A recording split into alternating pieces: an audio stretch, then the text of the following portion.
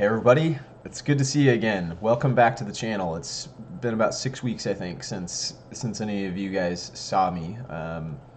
As I stated before in the last video I did, which was all about the cheetah, the control grid network, how they're applying some of the techniques I've been talking about for so long. We find ourselves in a situation where I had to break the season finale type of definition, I guess, I put on that last video, because as it would dictate, here we are. I was watching this stuff unfold with the riots over the last 5 days or so, and I couldn't stay away from supplying my insights because, as you might have guessed, the steganography is all over this. So this is officially your first addendum to the season finale. Not much of a finale, I guess, if you ask me. And for those wondering, yes, the break that I have been taking to look into the other project for the Z steganography, as in, you know, the Canadian letter Z, and all things relating to Ahriman, it turns out. Ahriman, the being of Rudolf Steiner's lore, is very inextricably tied to that Z steganography. So it's coming, but along the way, I'm also getting banned from YouTube. I have some old videos that have been banned from YouTube effectively. And funny enough, it has a lot to do with Bill Gates at the center of all of them, but also the mind control, like the specifics around MK Ultra, specific people they've targeted in the past, hint Ozzy Osbourne. That video and others are going to be starting to go over to Patreon, just because kind of a public service, just so they can be uncensored and live there. And I will be likely moving forward changing my release tactics. YouTube is going to be very quickly secondary, tertiary platform for me to upload this stuff to. More on that when it comes. Right now, the only place you can get my stuff is still YouTube, and that'll continue to be the case. I'm not gonna take any of my legacy videos off of YouTube, so you'll always be able to go back and educate yourself on all my videos, especially the playlists of the Earth Grid Control Network that I did last year, and also Year Zero. Earth Grid Control Network playlist is here, Year Zero is here. So you can go to my channel, find out if you haven't already seen. The last video I was referencing was all about the slavery, or the slavery, as I was putting it, of the cheetah, which is the mind stuff that is by which a lot of the agenda going on right now with this kind of crap, it's very much described on a metaphysical level, and ties directly into, of course, the riddles we've been solving this Year Zero with the V steganography, this deciphering code that we've got, as it relates to the Wizard of Oz. Wizard of Oz and the Bitcoin reset and Satoshi Nakamoto. All of those concepts were in the video that got taken down as well. So something's going on. It's about a 2.5 hour long video. It's going to be over on my Patreon page once I can get this thing kind of figured out. As you can see, it's kind of a work in progress here, but if I go to my public page, it kind of looks like this. It's a Patreon page. But you guys can find me over there under Skullcap Savant. And I'm also going to be, switching over to DTube and the new Theta platform for streaming sake. More on that to come at the end of the video. But that's just some kind of housekeeping stuff before we get in here, because you guys haven't seen me for a while.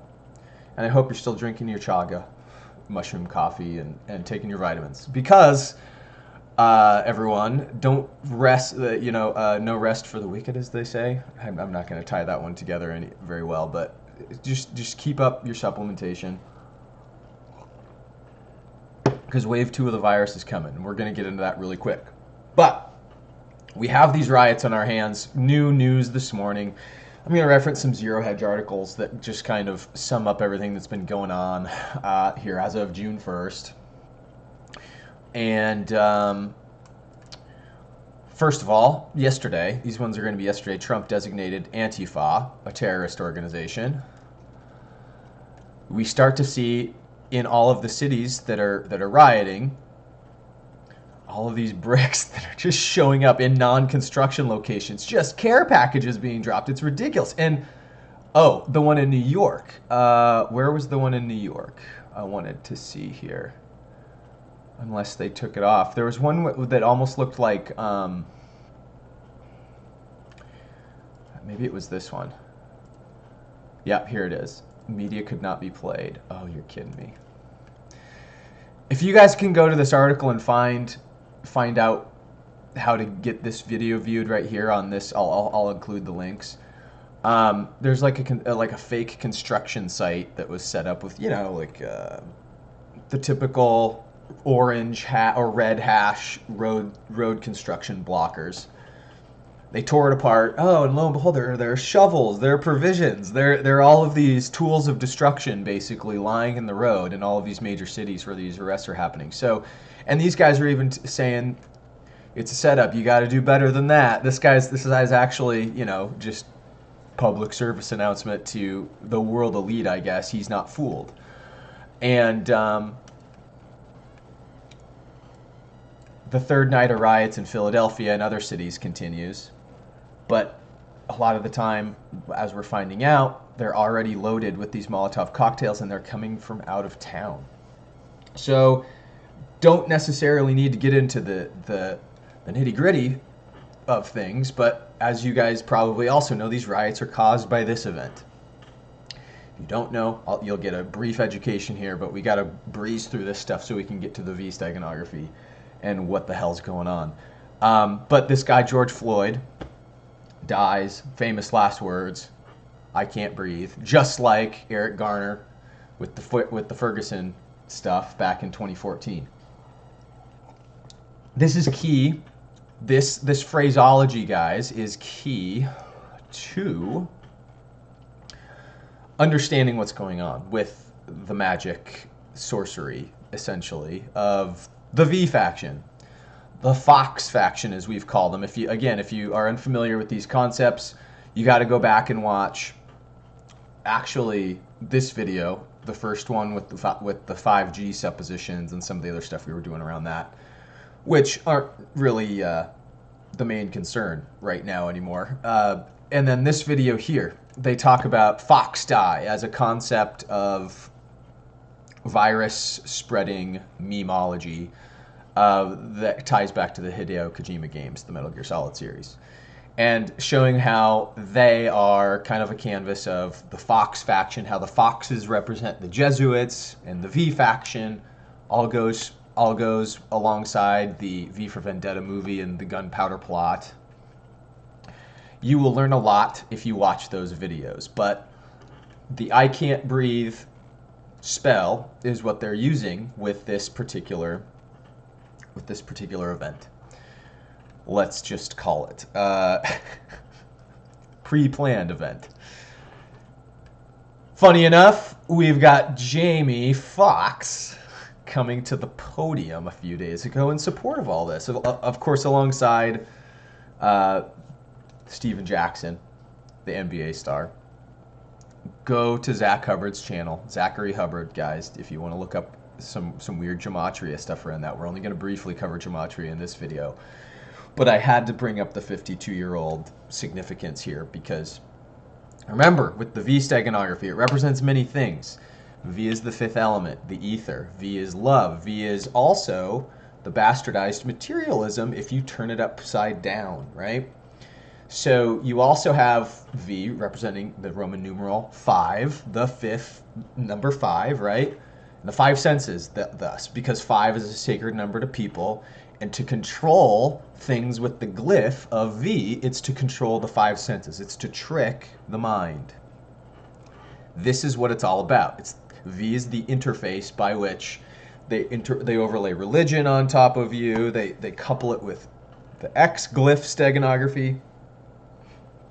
We're going to cover some of that stuff again today, just as a refresher course, because people may be rusty with this stuff. But 52 is 5 times 5 inverted. 5 times 5 is 25. 25 reverses 52.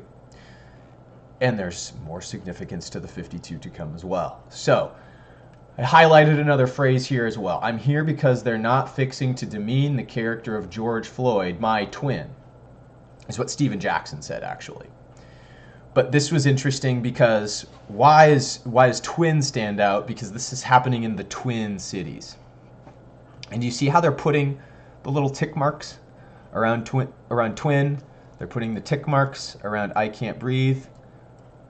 Zach Hubbard's pointed out several times that these are the occult's way. This is the way in occult ciphering, gematria, steganography, whatever form of decoding you want to use to get through to the message and the spell that they're casting collectively, you find those tick marks.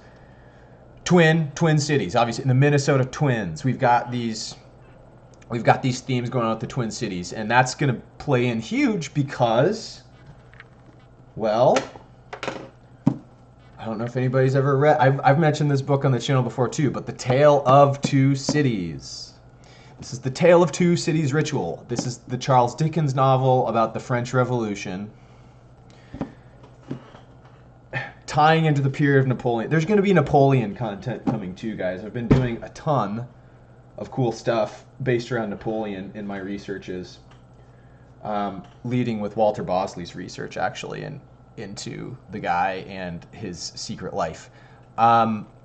So why is this important? Because stoking revolution is important. This is the central theme of The Tale of Two Cities. It's no coincidence that Minnesota is the center of all this Antifa garbage. We've got this story breaking as well. Minnesota's Attorney General being pulled up from the internet, him in support of the Antifa pamphlet, Anti-Fascist Handbook. Remember, Donald Trump designated Antifa a terrorist organization now, and these are the people that we see taking those bricks that we were showing. Not this guy. This guy's not one of those guys. In fact, Antifa is mostly a bunch of spoiled white kids that, you know, the unicorn generation, the snowflake generation, what do you even want to call them? My contemporaries, which I'm embarrassed of. That's mostly who Antifa consists of. And they're the ones taking the bricks. So again, Jamie Foxx. We're just going to mention the Jamie Foxx and the 52. Fox and 52 are the significant pieces there. We're gonna go straight to the Antifa tie-in with the Twin Cities, and it being the spark for this whole revolution. But also why they've coaxed the black community in specific in Minnesota. And this has to do with COVID-19, believe it or not. I'm sure you believe it just fine, right? Why do I bring this back into? Well, by the way, Giordano Bruno is going to be central to our discussion today as well. One of maybe my favorite historical character of all time. And this is a statue of him and, art rendering of him being burned at the stake honorably. He served an honorable death and died for all of our knowledge, and was killed by the Catholics, the Catholic Church and the Jesuits. And I've like I said, I've got some relevant items here with the I Can't Breathe. So in the slideshow, I brought up the couple of photos that I pulled off the internet here just really quickly. Like, this is the one that got me with the most impact.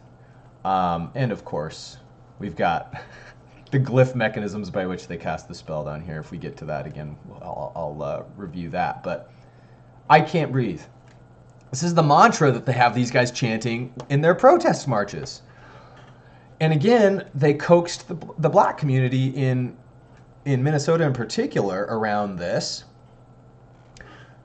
And they're already the ones that are most at risk from COVID-19 in the first place because they don't generate vitamin D as quickly. We've talked several times in the past, especially this video, the coronavirus COVID-19 strategy guide. I talk all about chaga mushrooms, vitamin D, C60, vitamin C. This is actually mostly stuff derived from Cliff High's channel. Much better place to go than mine even to learn about it. But I do provide a download link to a PDF document that my girlfriend and I put together. So it has all the remedy information in one place, and it's something you can print out and give to people and share with people. So that's the benefit of that video there. But they're already at risk, like I was saying, because they don't generate that vitamin D, and they're in a northern latitude. So COVID-19 is still a thing. They're getting out, even though it's in the summertime. They can have the propensity to generate more vitamin D. They're all clothed up. Any part of their skin that could absorb vitamin D is now covered, and they're in close quarters. They can now spread the virus very easily, right? All the while chanting this for a respiratory disease. What kind of effect do you think that has on the spiritual quality of your manifestation, of your prescient future? We've talked several times on this channel about how the manifestation of things derives from thought. Of course, this is actually a concept of Giordano Bruno's that we're going to go into today and talk about. But this is the plan, guys. They've got Antifa attacking other cities, and they've coaxed the black community in Minnesota into a cause that isn't even their own, and now chanting, unbeknownst to them, something that is only going to affect and bring potentially death upon them by chanting it when they get hit with wave 2 of the COVID-19 virus. Because how many times a day are they chanting this? Thousands? Walking down the street? They have their arms up. So, they say, I think the other just hands up, don't shoot is the other thing they're saying. But there's no shooting that was involved in this one. It's the choking. So they're mostly saying this. So anyway, all sorts of questions around the actual relation. We're not even going to get into the other piece of this operation where the two cops knew each other. One has been used as an asset in other events before. We're going to come back around to the concept of the theta here by the end of this too. But for that quick refresher on V, guys, remember, V is Q. And Q is a trick because of this cipher. And it's very, very, very deep ciphering through steganography. But again, the iconography used in the V for Vendetta movie is the place that we start with the anonymous mask, the QAnon movement. And V, I've already given the partial, V being the fifth element, number 5. Well, what's interesting is when you take the Kabbalah into consideration, the magic which is being used, the 5th letter of the Hebrew alphabet is He. And this looks eerily similar to the number 17, doesn't it? It's a number 17. The 17th letter in the English language, in the English alphabet, is Q. This is how deeply the cipher goes. And this is how they even cast the spell further on people metaphysically that don't know what they're saying. The indoctrinated, religious, fanatic Christians even. What the Bible would probably call the lukewarm Christians, which is everybody, essentially, that, excuse me, that ascribes to be of the faith. This is how you spell that letter. 17. Hey. Greater than I. Translated, we've already established that you can replace He with the number 17. You can replace it with Q. You can replace it with V. You can replace it with 5. These are all synonymous in terms of the glyph as used in this cipher. So if you place number 5 greater than I, which in Roman numerals is 1, the concept of the one, God, they would have you believe that Christians, right, by putting this bumper sticker on your car, that the five senses of man is greater than the one, the all of God. This is backwards. And also, look, the sideways V for more context as to what the cipher is, the cipher system is that they're using here. So again, the anonymous. Who are these guys? The World Health Organization uses the same olive branch. This is, again, the anonymous people. Here's the World Health Organization. The half caduceus, right? CERN and the CDC, they all use the same shade of blue. NATO. Anyway, we've gone over that stuff before, guys. And I just needed to give the brief lesson to the people coming to this channel for the riots of, you know, getting into this stuff for the first time. I'm gonna reference, since we're diving into mind control today too, I'm gonna reference heavily the Minds of Men documentary that Aaron and Melissa Dykes did. Yes, a year and a half ago now.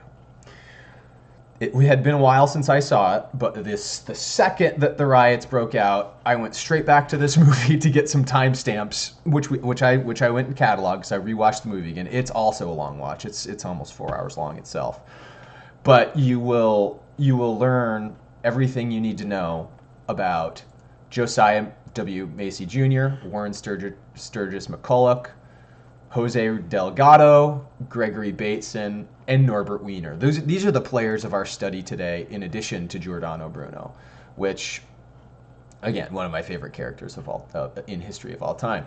But in order to get there, we first had to kind of paint the picture as to why Minnesota is a part of all this, and then go back to another concept that we've covered, Super Bowl 52, which the Eagles won in Minnesota. Okay? And remember, Jamie Foxx was 52 for this particular ritual in Minnesota. Fox representing the V faction, the Jesuits.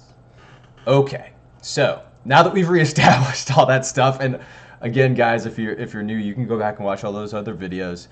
I have to tell you that we are in revolution mode now.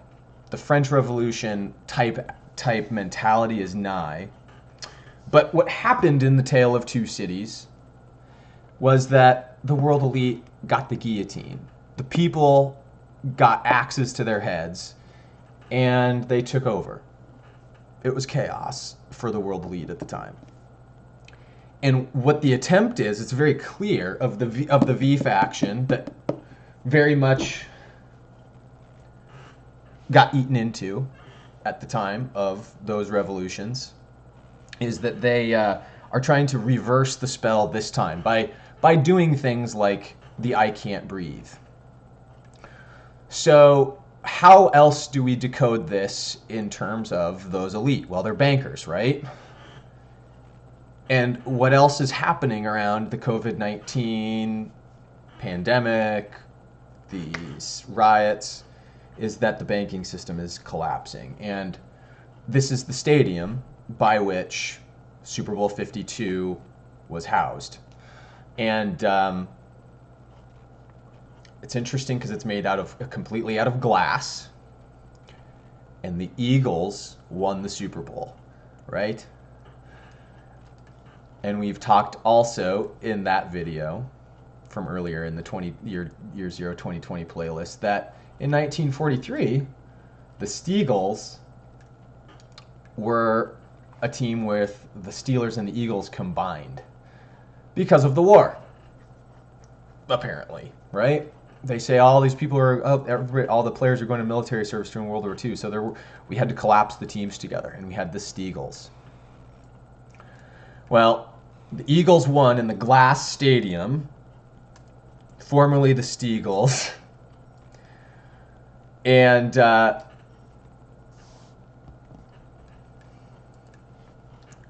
Glass-Steagall Act is what it is tied to, with the obvious occult conclusions that we're drawing because of the way that these spells are laid out there. 1933 being key date because that's when the Eagles were actually founded. So, Eagles became an NFL team in 1933, the same year as Glass-Steagall Act was enacted, which separated the bank's abilities to speculate in the market. So the Great Depression had just happened. Of course, that economic collapse was a tie to these events. And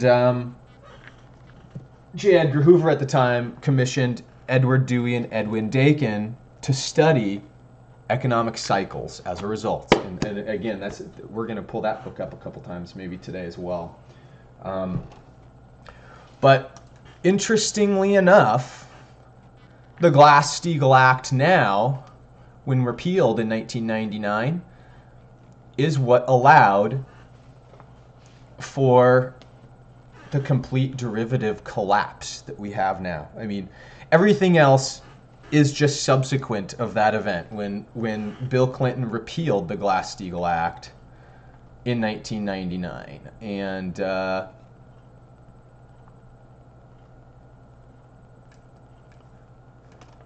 I guess I didn't pull anything else. I have in the past. I've covered this extensively in the past, guys, so I didn't pull up all of the resources that I've used.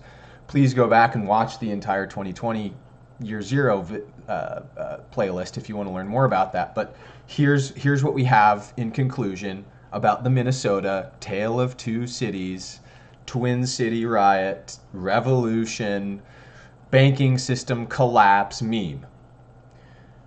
Glass-Steagall. The Eagles won the Super Bowl 52 in the Glass Stadium with the U.S. Bank on the side. Glass-Steagall causes the market to collapse, representing the U.S. bank system collapse, as ritualized in Super Bowl 52 by the Eagles winning. 52, as we've talked about already, reverse of 25, which is 5 times 5. Q is talking all the time about the Five Eyes network, the 5 by 5. Watch for 5 by 5. Here's your cipher. They're telling you in plain sight the spells that they're casting, tied directly to the V faction and Jamie Foxx, who's 52 years old, speaking in Minnesota. So, guys, I'm just tying all this stuff together because also Target, headquartered in Minnesota, is quite simply one of the most obvious spells ever, the bullseye, which looks an awful lot like a wheel as well. And the wheel and the mind control spell that represents, we are going to get into in the next portion of the video here. But quite frankly, before we get there, we also have to get into some astrological events that lead up to what we can expect maybe in the coming month as it relates to the steganography. Last we chatted about Mercury retrograde calendar, guys. I did a video, in fact, I mean, right around the Super Bowl. We were talking about it in all of the Wizard of Oz videos, in fact, right after the Super Bowl this year was played. And we were discussing not only the Wizard of Oz stuff, but how the V faction tied in with Cupid and the Greek god Eros, who you celebrate V-Day on Valentine's Day, and how Valentine's Day was smack dab in the beginning of this Mercury retrograde, right? Well, here we go. Right into June. Here we are in June, and we are going to be entering into a Mercury retrograde again, which is a reversal of all things communication, a rehash on whatever we're going through in this lead-up period. So, as you can see, we're in the first day. Tomorrow, we're entering in the pre-shadow period, is what they call it. And for all of these days here, you can anticipate that once Mercury goes retrograde, we're going to relive all of those themes here. So essentially, the entirety of June is going to be whatever chaos ensues, goes retrograde, relive all that chaos that's ensued, and everything gets disrupted entirely, and things start to then kind of meander back to normalcy there in July. The color coding up here I'll link this in the description, helps you understand how weak or strong the Mercury retrograde magnetism is. But Mercury is very, very key, again, from other lessons that we've gone over in the past, due to its symbolism. And here we go. Here is Eros. I think I've got some stuff up here with Eros. Yeah, Eros, the Greek god of love and sex. Roman counterpart is Cupid, and represented by the blindfolded child is the Renaissance Cupid. So again, we've done plenty on that in the past. Just reinserting this here. Remember, serpent as well. There's the other piece of the five, the V steganography that I totally missed, guys. The serpent is to be the number 5. Penta, 5, right? Ser is to be in Latin. So serpent, what we call snakes, is literally to be the 5. The number of 5 is man. How can a snake be a man? Well, the caduceus that Hermes is holding, who represents this Eros guy. Hermes has all of the same hallmarks as Eros in terms of the look. He's holding, though, the hermetic staff, which is the spine of man, and the snakes represent the kundalini energy that rises up. So this word serpent, to be 5, is also tied inextricably, whenever you see snakes, to Hermes, to Mercury, to Cupid, to V. All of this stuff interconnects. And also the 5 tarot card as well. The Hierophant, the religious layer that controls all of this, right? Of course, with the sheep in his lap. The sheep is the controlled, the masses. Hermes, let's get back to representing Mercury. Also interesting that we have the Mercury dime that the United States minted up until Kennedy's assassination, essentially. And then they just called it the Roosevelt dime. And there was a picture of Hermes. There was a caricature of Hermes, Mercury, on the front. And on the back, you have this bundle of sticks with an axe through it called a fascia. And fascias, for everyone not in the know, is here. It's this ornamentation and symbolism that we even see in the House of Representatives when the president even gives a State of the Union address right in front of these fascias of the fascist government. So, right. So, okay, what do we got here? We have fascias on the back of the Mercury dime. We're going into Mercury retrograde. Mercury retrograde is the reverse, right, of forward. So you can almost say that in terms of the occult, opposites are true during the Mercury retrograde as it relates to this, right? Well, sure, why not, right? Well, Antifa. So, Antifa, once Mercury goes retrograde in the red, is essentially now a terrorist organization, right? Because they are fascist. Anti-fascists in opposite day just means you're a fascist. So there's no mistaking that the timing of this is perfectly aligned in terms of the occult spell that they're casting here. They being the all-powerful they elite, right? All-powerful. I say that with extreme jest. I do not mean that whatsoever. What I'm saying here, guys, is that because Mercury is going retrograde, Mercury represents the fascia as well from the perspective of this Mercury dime. And remember, this is also a riddle that ties up with the 10 cent Phoenix Bitcoin reset year 0 Economist magazine from 1986. Everybody knows that cover. The 10 cent. 10 cent was the Taiwanese news organization that broke the real numbers of the coronavirus outbreak in China. Bitcoin's at the heart of all this, guys. In opposite day, the anti-fascists are fascists when Mercury is retrograde. Okay? Got it. So we have these concepts under play too. these guys are just going to be friggin' fascists. So they think that they're anti-fascist, which is their namesake, but the embodiment of fascists during the Mercury retrograde period. Cool. Mind controlled by the wheel, all right? So Joni Patri's got another video. I've referenced her work in the past. She's a Vedic astrologer.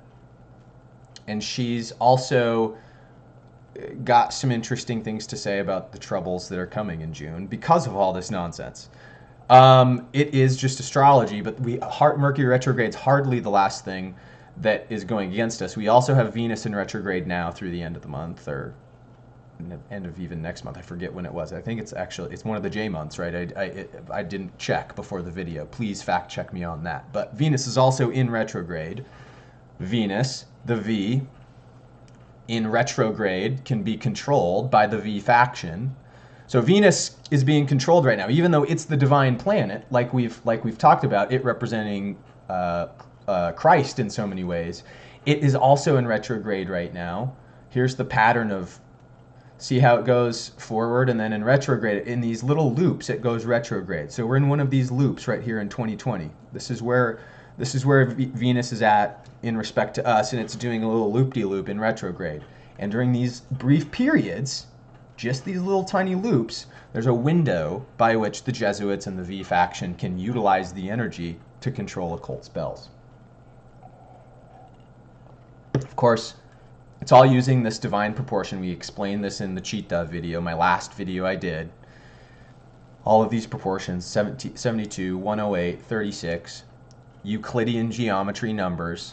The phi ratio is 90, is also going to come into play today too, as we discuss theta, because phi looks like a theta 90-degree rotation. So this is all to say that this is kind of the diagram by which mind control occurs. Thank you, Giordano Bruno, for the concepts that, that have tied ancient Greek philosophy and geometry to actual metaphysics and memory and memes. Giordano Bruno is kind of the father of everything we talk about on this channel, guys. So I'm really glad that I got to get to bring him up today. But oh boy, it's a lot that we're going through right now. So Giordano Bruno himself, just in case anybody needs a primer on him, I already kind of touched on the fact that he is a father of modern Neoplatonism, Renaissance Hermeticism, meaning that it's widely thought that he himself was the one that brought secret societies into the Italian region because of the Hermetic knowledge that he carried, and some other stuff that has been discussed actually in Joseph Farrell's book, The Financial Vipers of Venice. We'll dig into that here in a sec. I've got some of his essays and writings too. We're going to get into his magic and bonding essays. But I digress. His Renaissance Hermeticism, Genesis-like legends surrounding the Egyptian god Thoth, who's also Hermes. So here is your essential tie to everything we've been talking about with Hermes, the Hermetic staff, and health. Honestly, I'm gonna go get this icon back out because it's pertinent to this discussion too. Everybody that has now learned about the V concepts needs to from the earlier on in the video, needs to also learn about the lambda concepts, because V is just the reverse of lambda. Lambda, as in kind of all of these green versus red faction symbolized battles in movies and myth, is this battle that you see right here between the bastardized V, which is the bastardized root chakra, everything sexual, everything materialism, and it also represents security and safety and all these things. But when the polarity of the energy is reversed, you get materialism. And it's always in cosmic battle with the lambda, which is also represented by the Merkaba, the Star of David, in the heart chakra. And here we go is another representation of the Hermetic staff. And this is the mind control meme battle, right? The all powerful they, the evil sorcerers that head up the Vatican and most political regimes, Jesuits included, with their spying and their literal, involvement in this fascist riot warfare that they're inflicting. This is kind of the entirety of the metaphor. This is the tree of life. I kind of put, this is the toroid, the conjugate geometry of the universe, the person here representing the hyperboloid, and the toroid being represented by these roots. This is really good iconography for people to kind of burn into their minds, because the colors of the chakra system are also codes in their own sorts. So you're starting to see how deep this V steganography goes in terms of what we're getting into right now with these freaking Minneapolis riots. But Hermes is what's represented by health, the human condition, and actually to overcome these forces that we all live under on Earth, and to be a more evolved human, to realize by Giordano Bruno's teachings and other metaphysicians that came before him, Plato being the chief one, and all the things that Jesus kind of carried forth, more importantly, I guess, than Plato, of course, because the Christ consciousness is what Jesus, helped us rediscover in the Merkaba, the heart chakra, to rediscover the lambda power. So these are just bringing the good side, the good, bad, what indifferent, right? What we would call as good side of Hermes into the knowledge base of humanity. The Catholics, of course, didn't want this. They burned him at the stake, and it's widely thought that after burning him at the stake, the secret societies that he had started lived on, and were quite honestly the cause of the Renaissance and Leonardo da Vinci's works, everything derivative of Giordano Bruno's teachings. Highly influential man, way beyond what you're going to learn in that stupid show, The Cosmos by Neil deGrasse Tyson. God, that show is dumb. They have a segment about Giordano Bruno in there, but oh my God, would they have you believe some really stupid stuff about the cosmos in that show? They totally reversed the metaphor of the mind. They would have you believe matter comes before mind, and that's the whole agenda of the physicist atomist movement, right? Here on this channel, we're purveyors of Plato, Nikola Tesla, Giordano Bruno, Jesus Christ, Buddha, like Lao Tzu, Michael Faraday, James Clerk Maxwell, C.P. Steinmetz. I mean, the list will go on as the channel kind of persists onward here, guys. But that's all to say that this guy was kind of the father of Hermetic occultism and astrology. So you're seeing how this all ties together with the Mercury aspects. He's the guy that kind of rediscovered the Vedic astrology system. And why this mattered to the Catholics was not for any other reason than it gave everybody, kind of like what we're doing, a cipher for what they do. The money printing, the religious construct, because this is all tied into the V steganography. He was giving people the kind of what we're saying here, the metaphor. He's maybe Giordano Bruno can be even thought of as the father of this channel, because he's the one that kind of laid out all the concepts that we're able to decode. If it weren't for him, we wouldn't have any of the stuff that we're tying together with astrology and all these cycles. But more than anything, they called him the Nolan. He was known as the Nolan. And dun, da, da, da. I'm coming in here, and I found some stuff about his secret societies.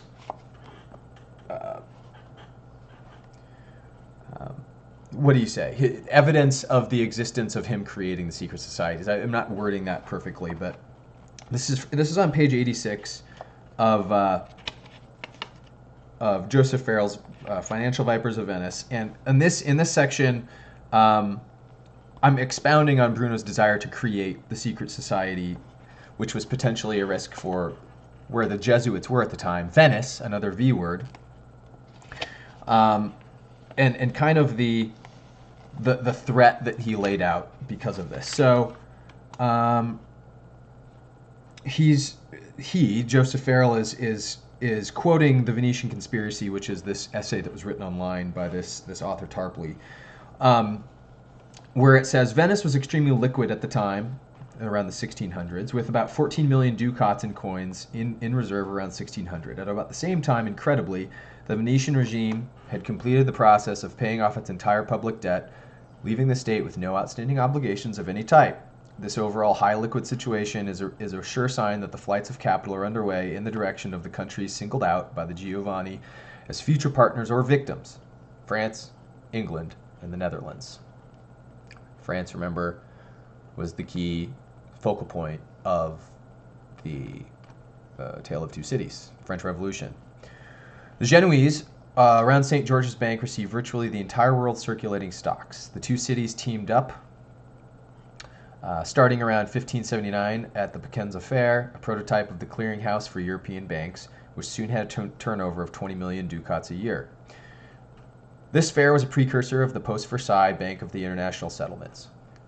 So you guys are seeing the Bank of the BIS ties go all the way back to 1600, or 1579 in this case, to the time of Giordano Bruno. It's kind of nuts that that all of this is going on in 1600, the year that he died, right? And so this is again, I'm going to tie it to the impetus that they had to kill him and why they didn't want this knowledge to live on. In 1603, Venice and Genoa assumed direction of the finances of the Stuart England and imparted their characteristic method into the British East India Company. It is also this tandem that was present at the creation of the Great Amsterdam Bank, the financial hinge of the 17th century, and the Dutch East India Company. Venice and Genoa were also the midwives of the great financial power growing up in Geneva, which specialized in controlling the French public debt and fostering the Delphic spirits of the Enlightenment. So, Joseph Farrell comments right after this. He says, in other words, during the religious upheavals of the 16th and 17th century, which Venice certainly helped exacerbate, as we have seen, by publishing the Protestant works while simultaneously promoting the creation of the Jesuit order and playing an influential role in the Catholic Counter-Reformation. There's his own commentary. Joseph Farrell's picking up on this. Not the V-steganography, but Venice was quietly creating new corporate forms in Amsterdam and England and transferring the bulk of the oligarchical family's fortunes to the swamp in the Venetian lagoon, to the swamp from which Amsterdam grew. Notice it goes from the swamp in Venice to the swamp in Amsterdam, and now we've got the swamp in D.C. Remember the D.C. parasite control network, right? This is how they operate. They always choose these swampy areas by which to run their empires from. Really friggin' funny. But why, in addition to its strategic conclusion that the seat of their oligarchical empire had to be transferred northward and toward the Atlantic because of the discovery of the New World, did Venice sense such urgency to transfer its base of operations? The answer is in what lies, literally, the first real general European war, the War of the League of Cambrai. So all of this stuff was almost consequent because Giordano Bruno lived in the first place. There was a lot of jockeying at the time of his death that had to be done to counter-correct for the spells that he messed up.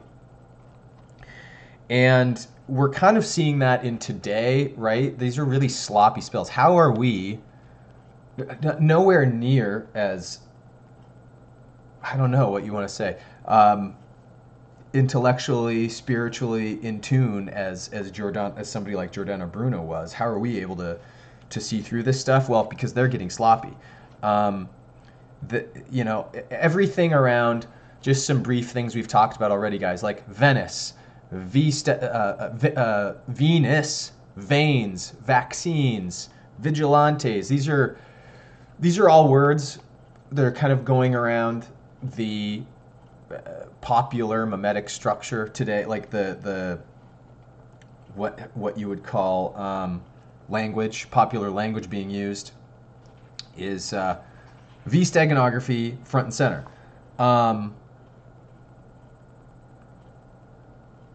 So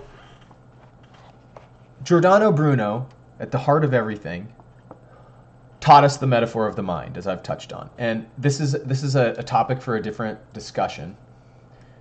But essentially what the metaphor of the mind is it means that the mind exists independent of the body. The body, the brain, in other words, does not create the mind. The mind isn't a product of the brain. It's the other way around. The entire corporeal form is product of the mind. Do you see how the mind exists outside the body in this context, represented by the crown chakra? It's the inception point by which thought occurs. Thoughts, I guess this is even the portal that your mind enters into this realm through. Your mind exists in a totally different area altogether. But he introduced people to the Trinity in a true way that was pure potency, pure act, and nature. And pure potency is what Ken Wheeler would call the dielectric plane, or in the inertial plane, homeostasis. Pure act would be motion, magnetism. And by combining these two things, motion, magnetism, and the inertial plane, what you get is nature. You get man. You get electricity, because everything in nature is electric. This was the first time this had been talked about, and he called the great nothing, by which Babaji kind of represents in corporeal form. It represents the enigmatic complete, right? From which the complete can be taken yet still remain complete. It's the best definition we can have of God. If you even try to define God, you have to keep God so open-ended in definition. That's the way you do it. The great enigmatic complete, by which the complete can be taken yet still remain complete. How do you take a full glass of water, pour all of it out into another glass of water, and still have the original full glass of water, in other words, right? These are the concepts he was teaching us about. Magnetism was force and motion, like we said. The dielectric was inertia, also represents acceleration in field theory, the concepts Nikola Tesla would play around with.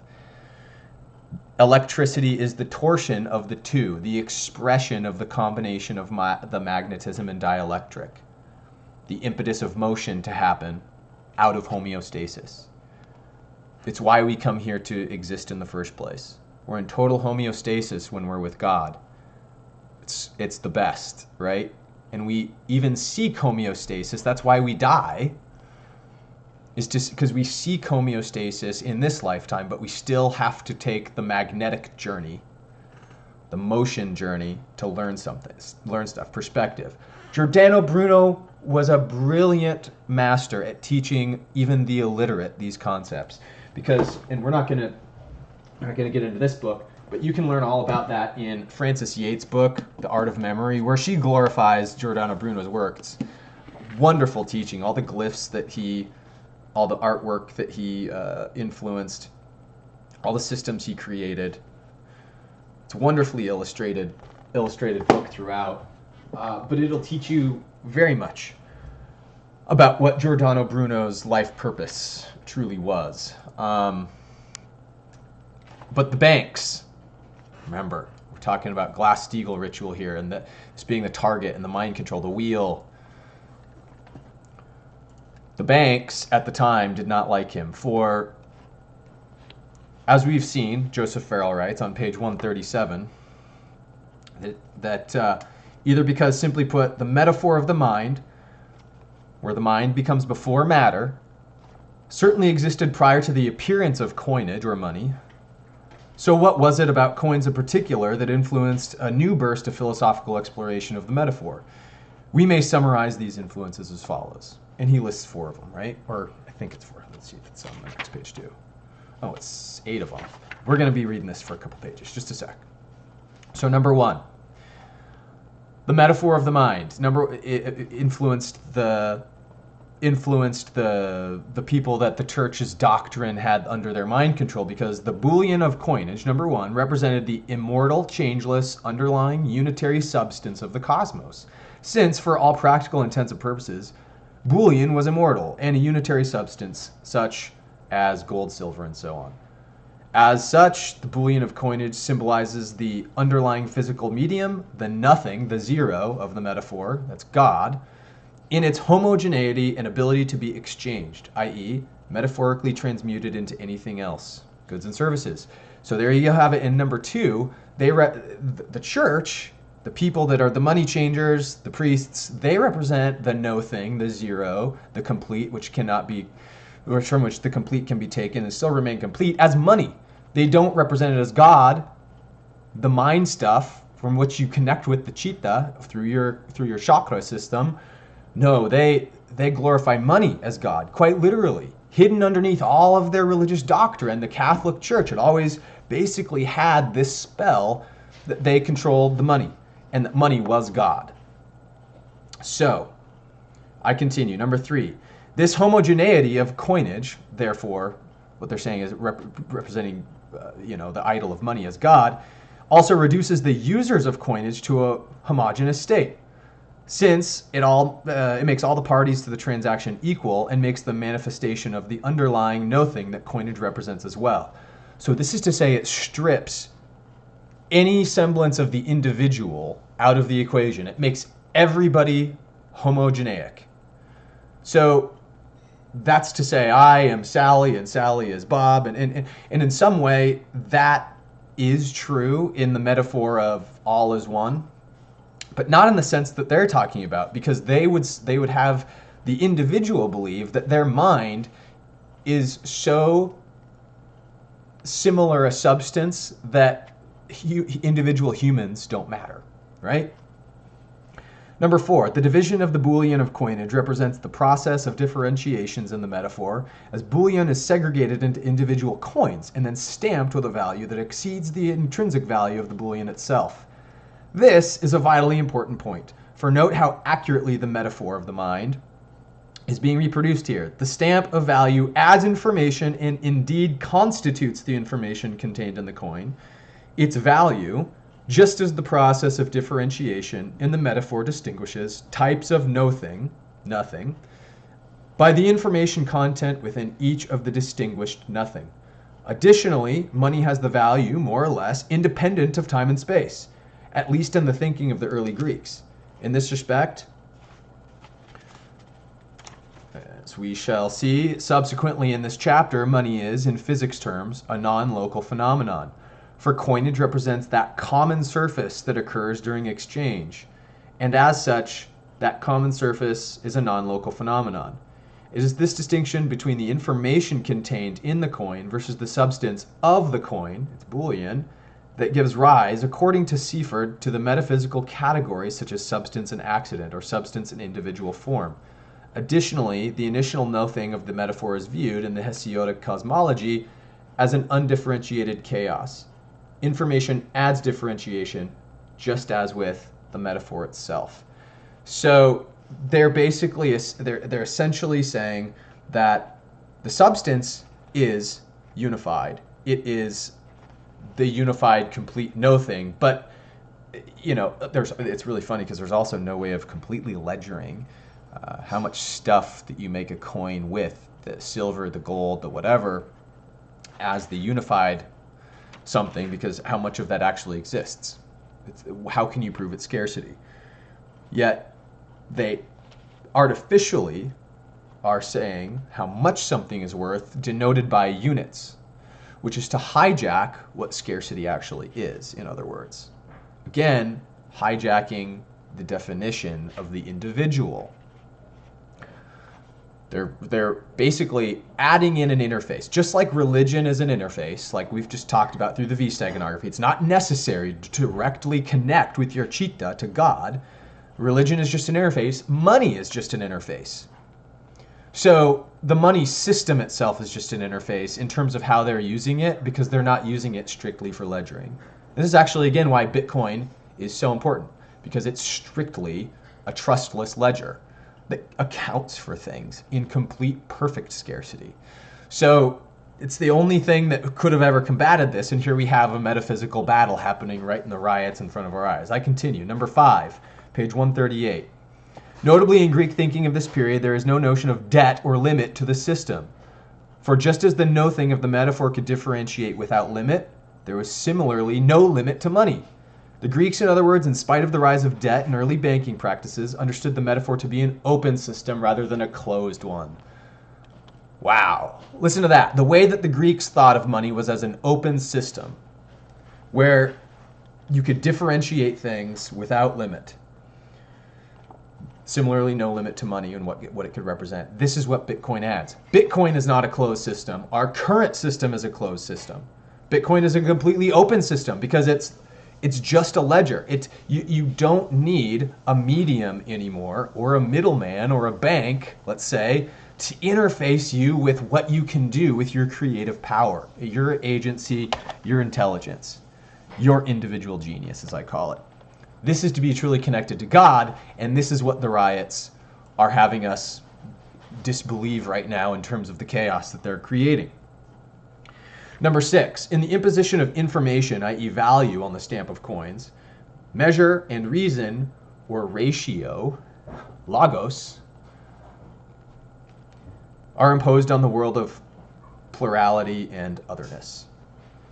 So what that's saying is the information that's conveyed on the coin is a spell or a glyph or a symbol, logos. Think about what the word logo is. Logo is a symbol. It's a glyph. Sports teams, like I've got down here, or the Apple logo, as we're going to get into, represents a lot. This Apple logo, and Mr. Alien Head Apple logo over here too, represents much to the discussion that we're just about to get into. So I'll just leave those up. Number 7, we're almost done with these things, and we're going to come back to Giordano Bruno after we get into some of this Minds of Men documentary stuff. Number 7, thus, individually or personhood come to reside, at least for the basic implication of Greek thinking, in the differentiations themselves rather than in the first no-thing. And individual coins with their swamp of value are a metaphor of this implication. This is just a summary, actually, of what we've just gotten done saying. Money itself and the underlying substance which it represents are understood to be impersonal. I'll explain that in a sec. In this, as we have seen, the Greeks are opting for the impersonal/atheistic interpretation of the metaphor. Yet, one might also say that since man is the common surface, or microcosm, as we've discovered in chapter 2 of this book, that money comes to represent man, and to that extent is also a microcosm, a common surface, binding and transacting human exchange. Hence, it could be argued that the medium, prior to its first tripartite differentiation and in the threefold differentiation, is kind of a super self or a super person. So this is all transhumanism stuff. They as you guys can see, the microcosmic medium, Joseph Farrell also describes this concept in very good depth in this book, Microcosm and Medium. You can see Leonardo da Vinci's Vitruvian Man there on the front, in fact, which is just, it's a further study of what we're going into here, guys. But we're blazing through this quick as if just to say Giordano Bruno was the metaphysical father of enlightening us all the way up until now, even in the Bitcoin world, that money is not that common surface and is not equatable with man, is not a system of slavery. And that's the key. He helped us break our slavery. So anyway, that's as far as we're going to get with that book. It's key that we understand the binding of money, for as we're just going to discuss in this brief section here, we've already discussed Eros and the V system and Cupid, ultimately, right? In this video even. Well, wouldn't you know it? Giordano Bruno has something to say on the topic of binding, as we were just kind of discussing with the metaphor of the medium and of money, and what bonds mean. Like, we buy bonds in the bond market, but a bond is also a bond of a shackle, of a slave. So on page 165 of, this is actually the Cambridge text and philosophy version of Cause, Principle, and Unity, we're actually reading from his essays on magic and bonding in the back, and the general account of bonding on page 165, section titled On Cupid's Bonds and on bonds in general. So he's even putting into his writings the V-steganography. And he says this on the topic. We have claimed in our treatise De Naturali Magia that all bonds are either reduced to the bond of love, depending on the bond of love, or are based on the bond of love. Weird, right? What are we doing with describing this but saying, oh, they're hijacking your lambda, where your forgiveness, where your love, where your Christ consciousness can reside, with the religious overtone, the hierophant, the V. An examination of our 30 topics of discussion will easily show that love is the foundation of all feelings. For he who loves nothing has no reason to fear, to hope, to praise, to be proud, to dare, to condemn, to accuse, to excuse, to be humble, to be competitive, to be angered, or to be affected in other ways of this sort. Hence, in this section, which we have entitled On Cupid's Bond, we have the opportunity to deal with a topic which is very familiar and with the considerations and speculations which range very widely. This examination should not be considered to be far removed from public affairs, just because it is more important and more wonderful than the field of public affairs. 1. The definition of a bond. According to the Pythagoreans and the Platonists, the bond of beauty is said to be a brightness, a beam of light, and a certain motion, or at least its shadow and image and trace. Remember, Plato created the metaphor of the cave, which represents the interior of the skull, which is to say the mind is housed in the cave, and your imagination and your actions and your environment are but shadows on the wall of the cave being illuminated so you can see those shadows. But those shadows that you see are not real. It's a trick of the mind. It's the matrix. And it's really the first metaphor we've got of the matrix. Plato penned it. But that's kind of what he's saying about the image, the shadow and the image it traces on the mind. So he's directly referencing Plato there. It has spread out first into the mind, which it adorns with the order of things, second into the soul, which it brings to completion with the sequence of things. And we're going to talk about the Jolly Roger later on too. I might as well, since we're talking about the skull here. Boom. The Buccaneers and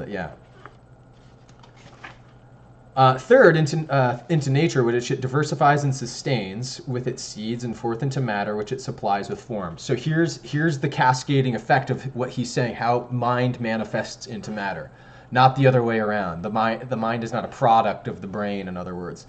According to them, this beam of light is clearest in the mind, clear in the soul, obscure in nature, and most obscure in the material substrate of natural things. Again, most obscure in the material substrate of natural things, which is to say, he doesn't deny that anything is unnatural. Everything of this realm is, quite frankly, by definition, natural. However, it's not clear. It's obscure in material. So money being the ultimate, kind of not even conjugate, but coupling to that kind of mentality. The things you can get with money, the materials, but quite frankly, expanding the definition, how he means it is anything of the five senses. So anything of the five senses is a trick. Your mind has to interpret this and be wise and critical and knowing to connect it to God to see, oh, okay, this is truth or this is not truth. I continue, page 166. It is not a bodily mass, and it has no bulk. Nor can it rotate around a mass and through the whole of space. Nor not just large things, but also small ones are seen to be beautiful.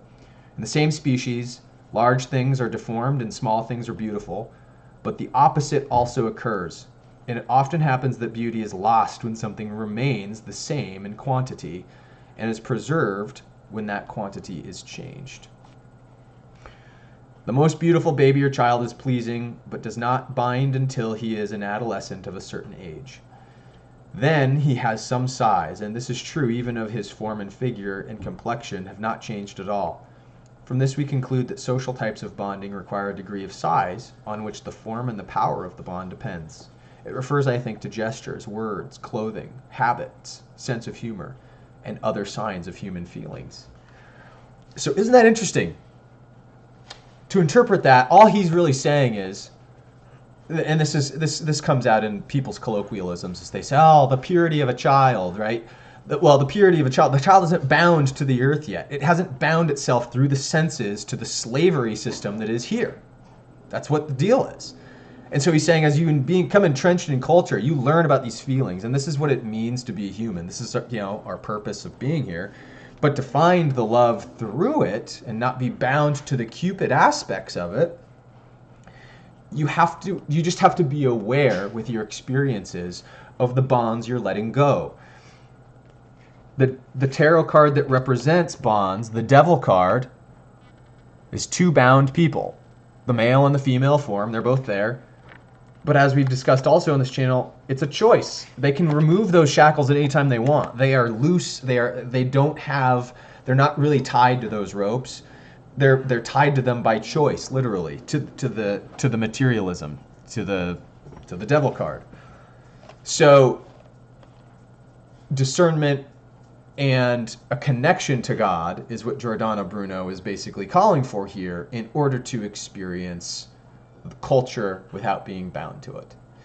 It's to live in Tao. What he is ascribing is, unless you're living in Tao, these things are going to bind to you. He's not talking about Chinese philosophy here, but I'm bringing in the same concepts because they're the one and the same.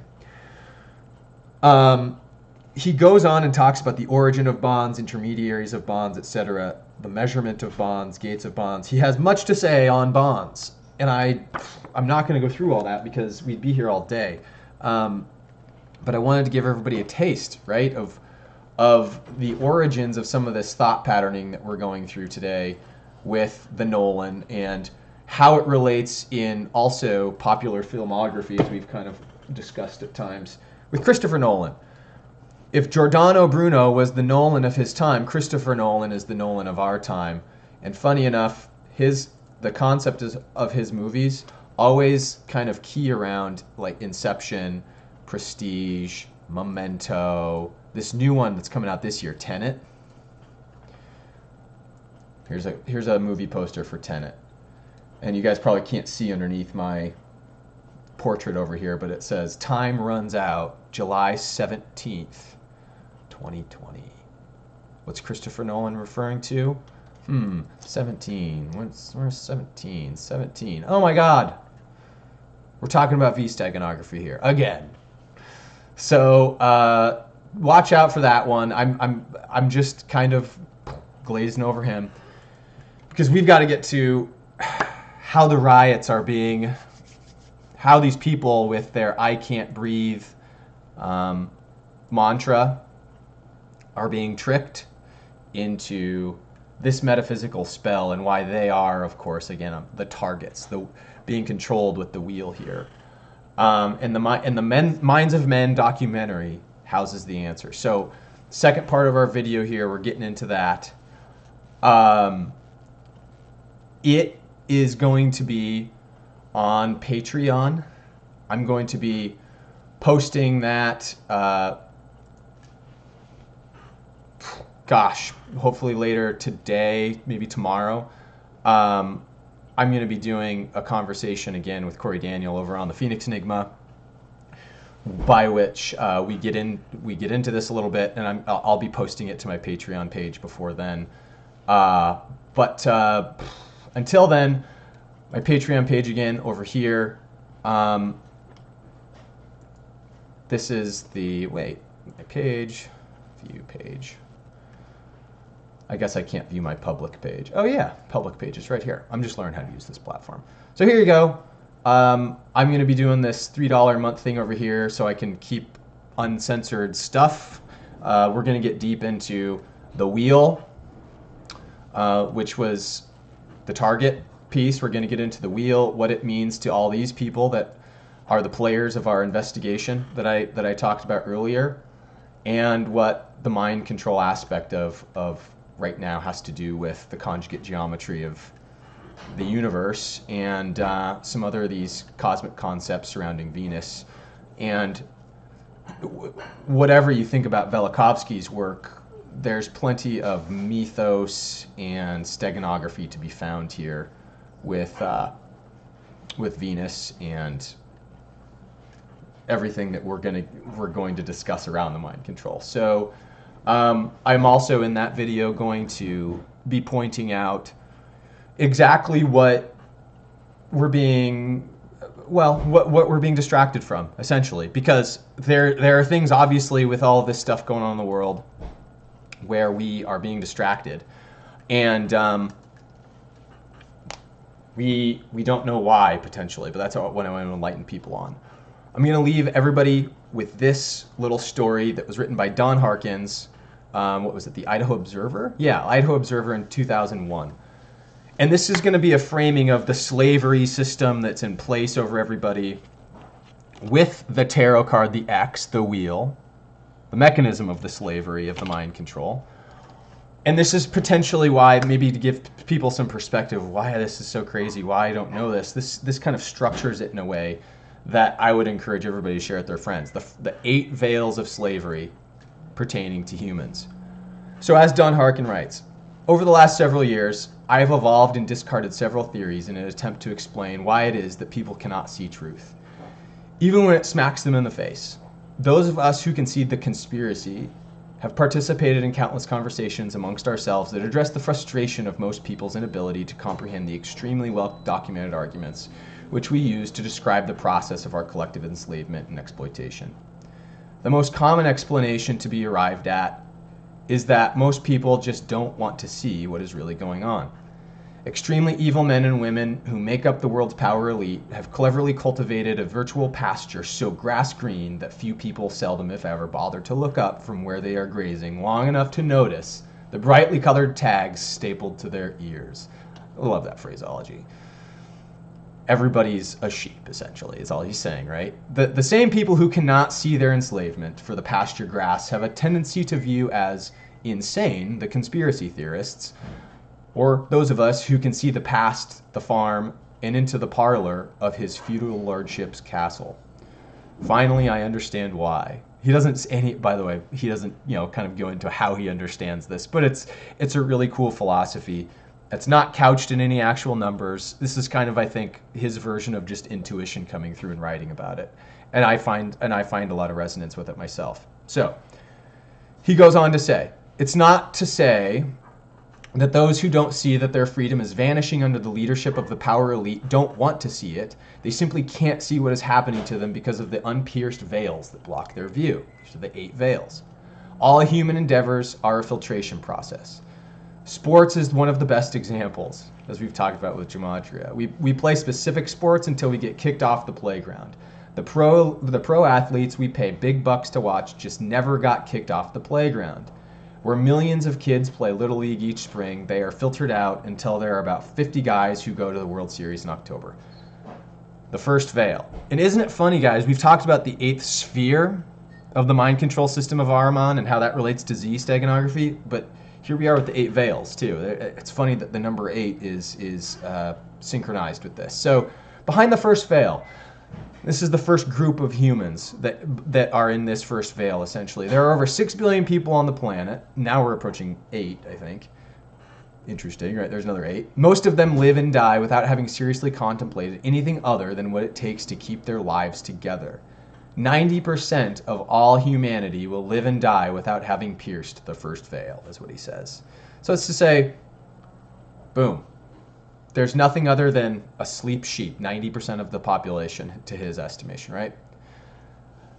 The first veil. So these people are, 90% of the population's never even reached the first veil. 10% of those people reached the first veil.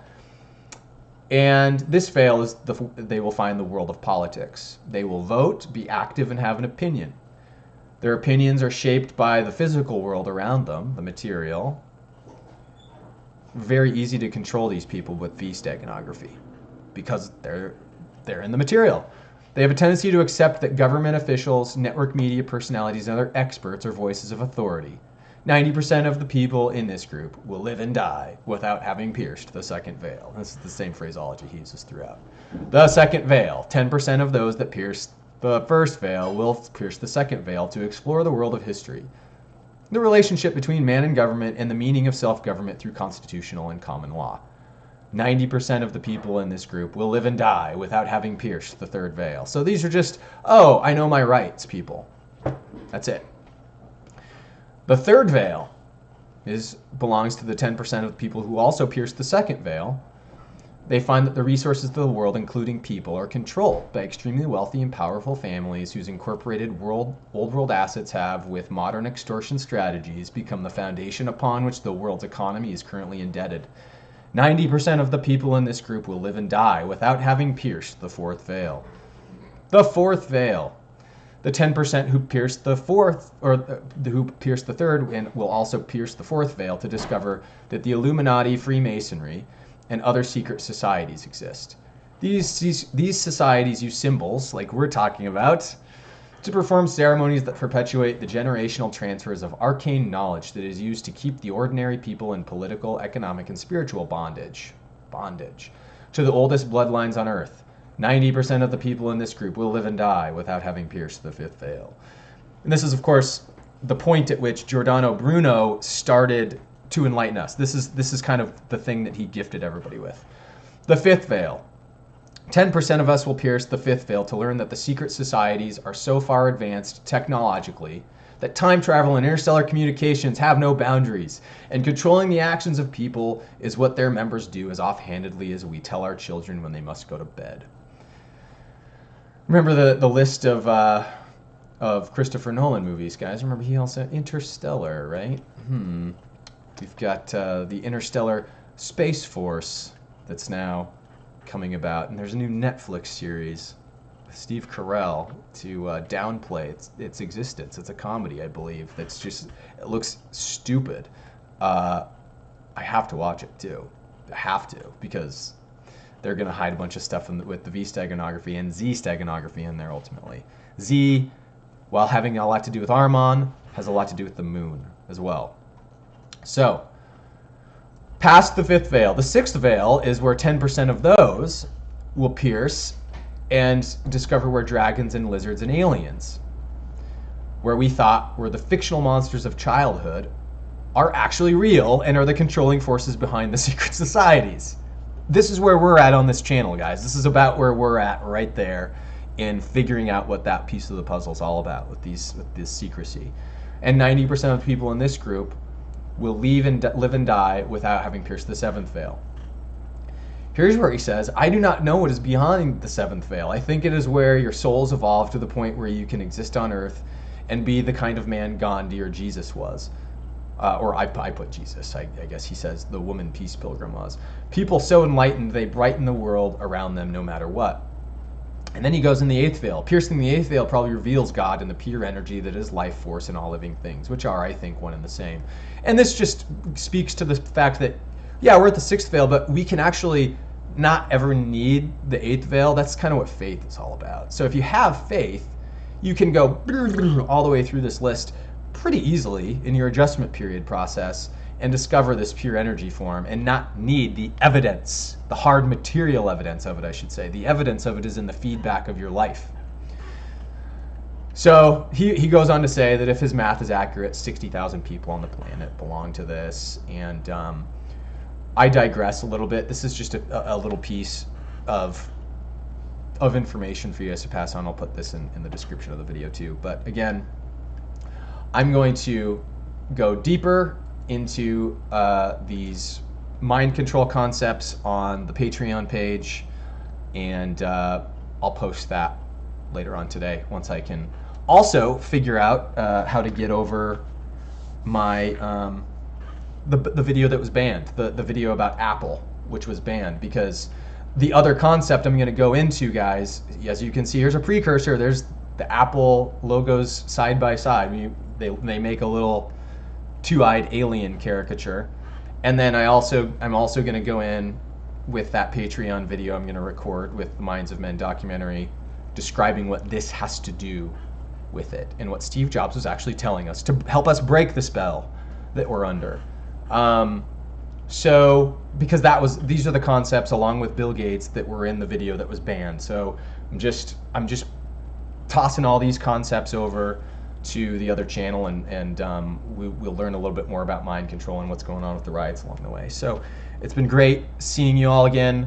As I said, YouTube will be a gradual decline off of this platform. I'll let you guys know more about that as time goes along.